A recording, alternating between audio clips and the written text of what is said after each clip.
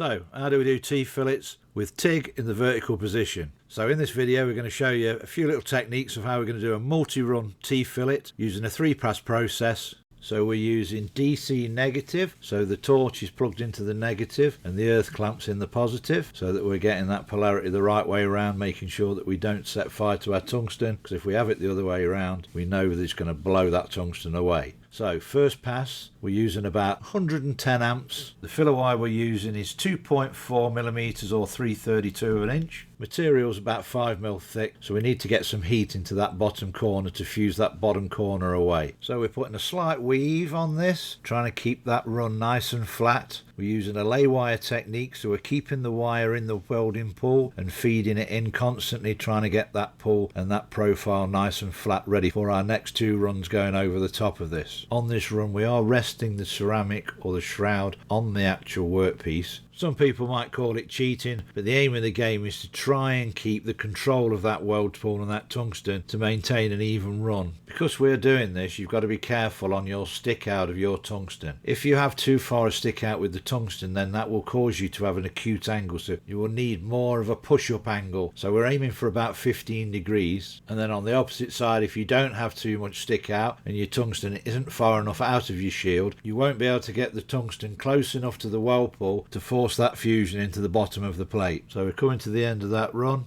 remembering not to blow it away and overheat it, sloping out. So run done. Here's a photo of the final weld. So nice and flat profile, nice and even all the way up. Moving on to our second run. So we're going to split this in 2. We're not going to weave a full one all the way over it. We're going to split it into 2 runs. So we're going to put a run up one side. So we're doing a stringer technique, but this time we're doing a dip method. So we're not leaving the wire in. We're doing a constant dip. So we dip, let it melt, dip, let it melt, getting into a bit of a rhythm. So we're keeping that profile and our ripples all nice and tight and consistent all the way up the joint. We're looking to cover at least 3/4 of the previous run. As you can see, we're moving a lot quicker with this run opposed to the first run, as now we've got some heat into the plate after putting that first run in. We're using the same amps as the previous run, which is about 110. We don't want to put too much heat into this run, as we're trying to keep it fairly flat. If we are creating too much heat and we're putting too much wire in, we'll end up with a convex weld, which potentially will give us a tight area on the right hand side for our final pass. With that run now complete, here's a picture of that. We've got a nice straight run with plenty of room on that right hand side to get that final pass into. So now we're on to our third and final run.